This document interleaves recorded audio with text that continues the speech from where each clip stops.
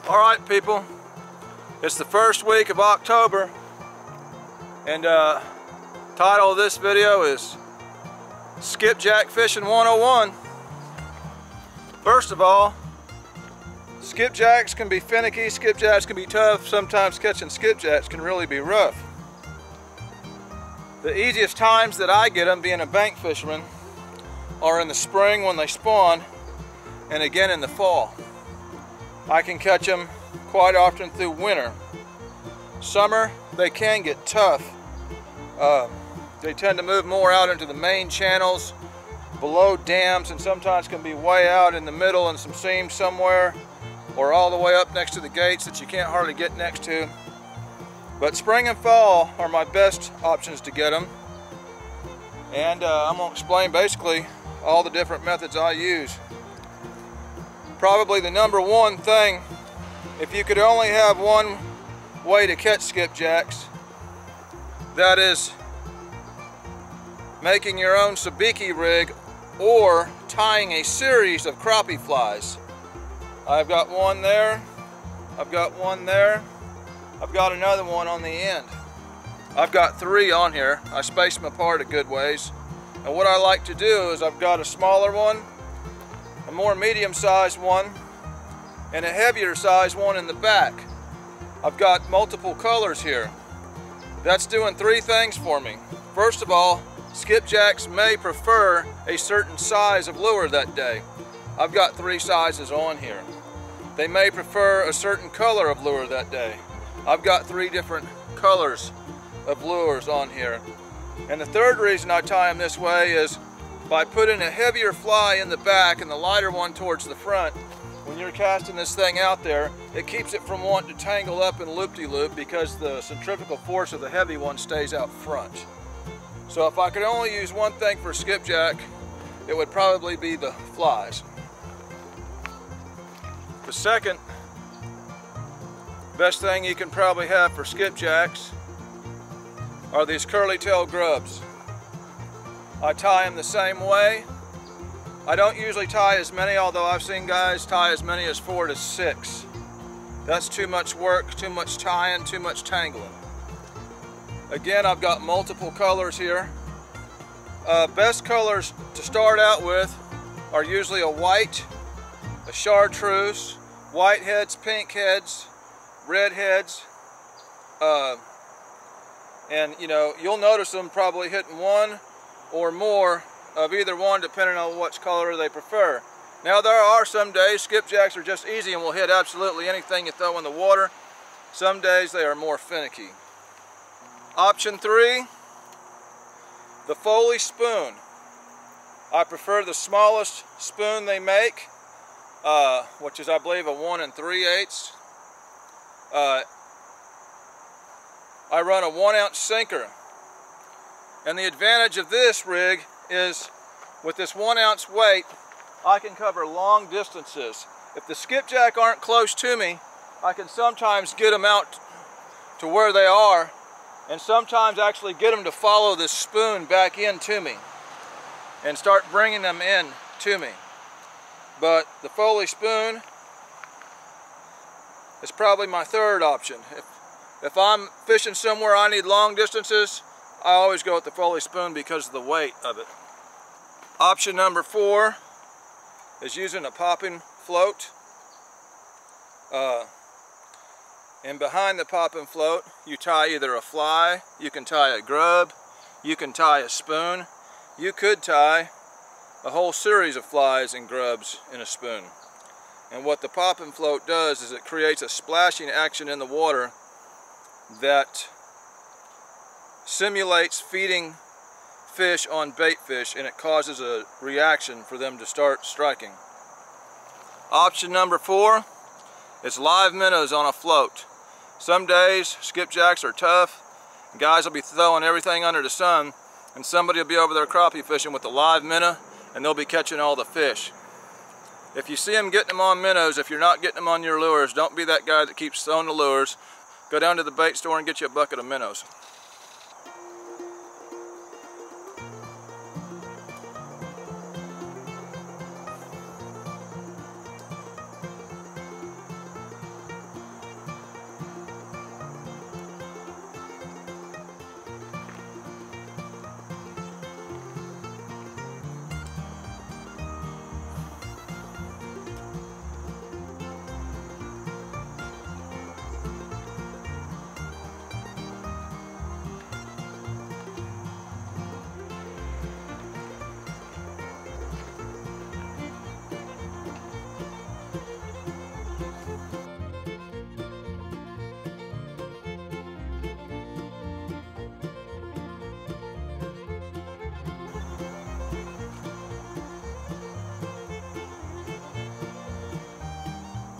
What I'm doing right now is throwing everything I got to see what they want. So far I've had very little results. I did have a couple bumps on my spoon. Now it could be a time of day thing. Could be in another hour they'll start feeding, who knows. Sometimes they hit in the morning, sometimes they hit at night, sometimes they hit in the middle of the afternoon. You just got to keep experimenting. Sometimes you go into a cove, they're not there. When that happens, you keep going to different places until you find them. Sometimes these fish, you can run 150 miles in one day trying to find them. Typically in the fall, they will move into these backwater creeks off the main reservoirs. That boat was in here beeping with his depth finder on. That's the worst thing you can do on a skipjack.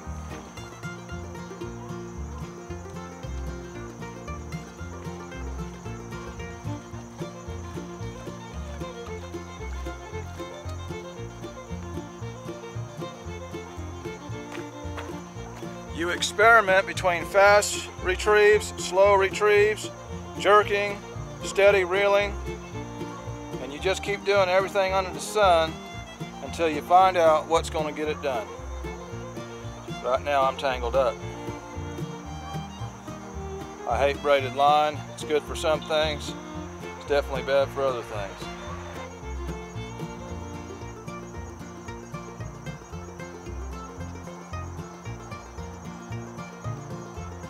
And the reason I'm switching rods back and forth in case they are here and just being finicky, is I'm giving them a different look all the time. They'll get tired of that, seeing that same thing.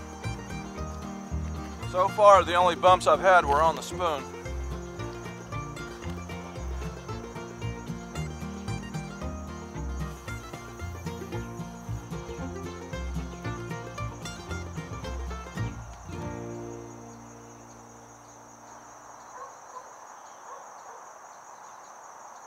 I got hit again.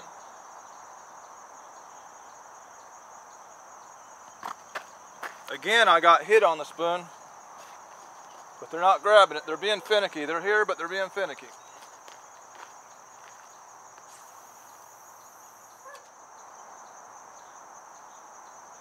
Got hit again.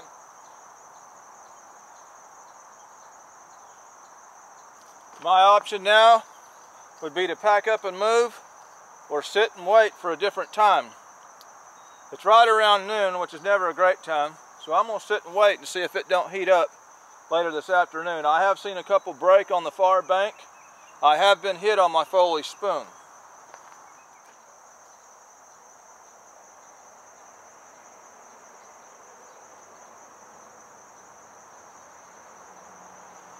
I just got hit on the grub.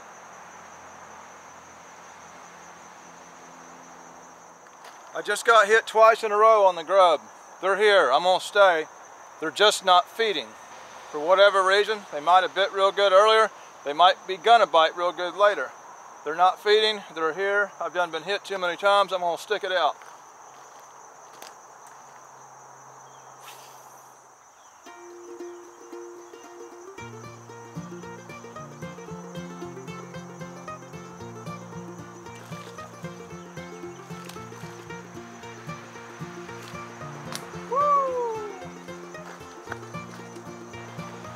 The grub scored a small one.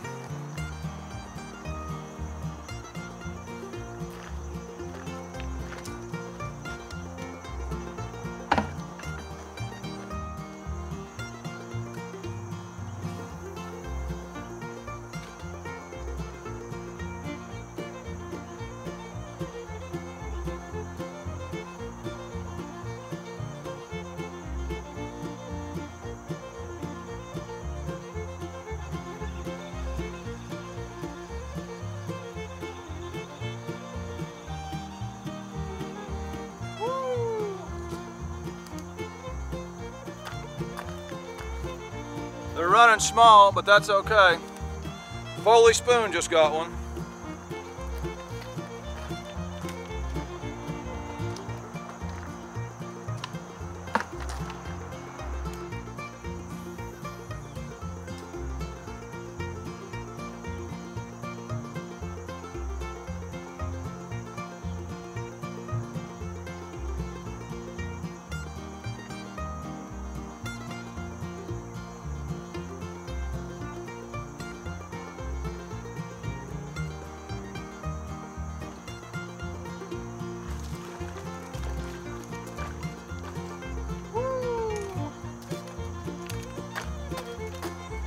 And there's one on the popping cork.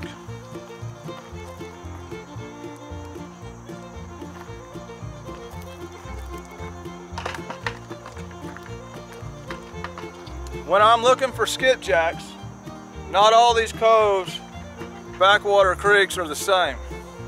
You'll go into one and you'll look out there and there'll be 1 or 2 schools of bait fish in the whole thing. Not a great chance of getting numbers of skipjack or white bass or anything else in there. The skipjack are eating the small bait fish. When I went looking for skipjack, they were hard to catch, almost impossible a couple of weeks ago. I noticed that this cove had the most bait fish in it. And I knew when it was time for the skipjack to come back here, this would be the cove that I would most likely catch them. Now I'm going to be honest with you, normally this is not the cove I do good. Usually I'm up at some other ones. But fish patterns are different this year. We've had an unusually hot year. They're in different spots of the lake for whatever reason. Fish are fish, you know. Patterns can change. Nothing's the same from year to year. Some things are the same. And that is the methods that I'm doing here. Variety of lures. Like I say, springtime, flies, grubs, spoon, fall. Once you get in your cooler water, I think grubs work better than flies. Some days the spoon won't work, some days the grubs won't work, some days the flies won't work, some days I want one, some days I want all, man. Carry a variety of stuff, and the way I have the most success is I carry 3 skipjack rods with me, all rigged up with something different. I'm lucky in the fact that they're hitting everything, but there are some days where I would come in here and they would only hit one of these things. I've seen in the summer bite, they're either way out in the main channel or below dams. And the rule of thumb that I have learned is when the skipjack fishing is best, that's the best time to use skipjack. In the spring, they're easy, the catfish bite is great. In the fall, when they get easy, the catfish bite is great. In a mild winter, if you're still catching them, they're hitting the skipjack great. If the winter gets super cold to where it starts killing shad and you have a hard time catching the skipjack, well, guess what? They don't even want the skipjack. On a shad kill, they want the shad. Now, the only other winter scenario I can think of where skipjack is good is if you go to a steam plant where the water temperatures are warmer during a super cold winter. And if you're catching skipjack at this steam plant, chances are you will also get big catfish at the same steam plant where you're catching the skipjack. Basically, if you're catching the skipjack, that's the best place to use skipjack, or the best time to use skipjack. In the summer, when I'm not hardly catching skipjack, I typically don't fish much. They're either on the spawn, they're on the nest, and the bite is slow anyway. So, here again, you know, I'm not catching skipjack, but the catfishing ain't no good anyhow. Get on this a little bit, see if I can get me a few more. I'd like to get a couple bigger ones. Basically, what I done here is first I came, I established they were here. I got some bites. They weren't taking it. That let me know they were here. So what I done is I stayed around long enough until they started feeding, and I scored some bait.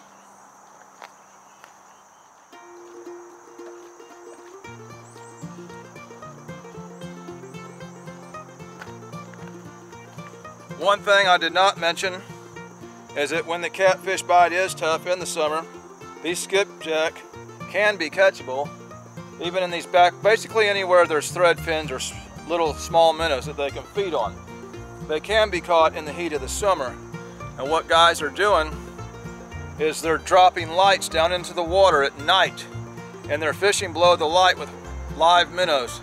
Typically in the hottest part of summer, these skipjacks are feeding at night. I can walk out onto these piers and stuff. You can't catch a skipjack nowhere. And then when it gets late at night, you can just hear them feeding everywhere under you. So sometimes in the heat of the summer, you can get them at night under lights, typically with a live minnow. When I tie my skipjack leaders, I'm typically using spinning tackle, which tends to twist up your line. So I will tend to run a tiny swivel at the top of my leader. I don't tie a swivel on this popping cork because the popping cork has a built-in swivel right there at the bottom. See it spinning? On this Foley Spoon, the trick is I'm running 20-pound no, this is 15-pound braid. Sometimes I run 20-pound braid. I'm running a 1-ounce trolling sinker. This trolling sinker, I don't tie a swivel on because here again it has a swivel. All this is what works with spinning tackle.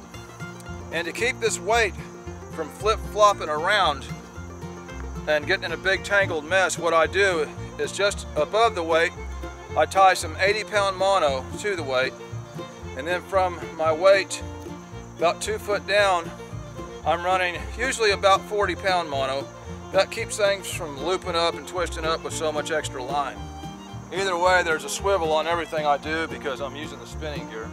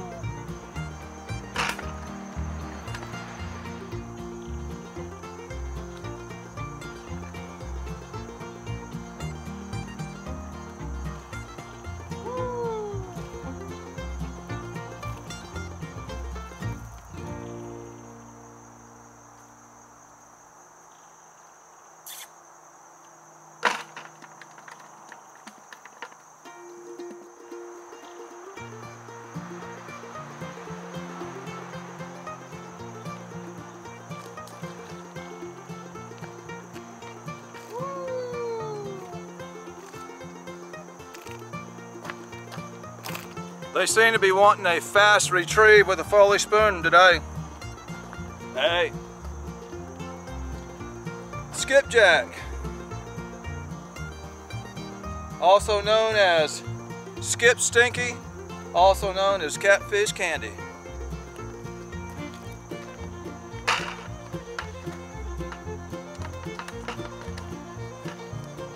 A trophy catfisherman's best friend is the skipjack.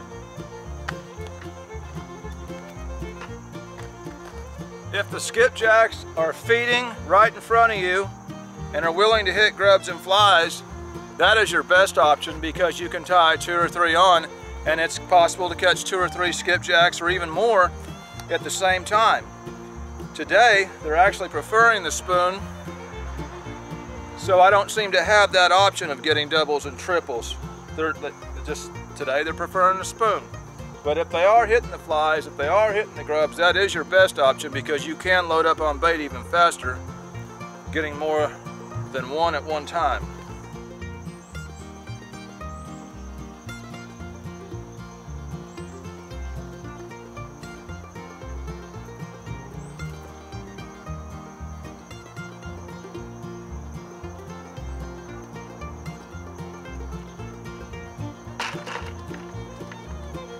I'm 3 for 3 on the bucket toss. I basically explained most everything that I know. You can buy what they call sabiki rigs, pre-tied flies from these bait shops or online, and a lot of times those work great. When the skipjack bite is good, you can catch 6 at a time. I'm on a slow bite. I'm at the very beginning of October. Temperatures have been extremely hot, so it's just now beginning. But I hope I've explained everything the best I can. This is Skipjack 101 with Catfish Dave, signing out.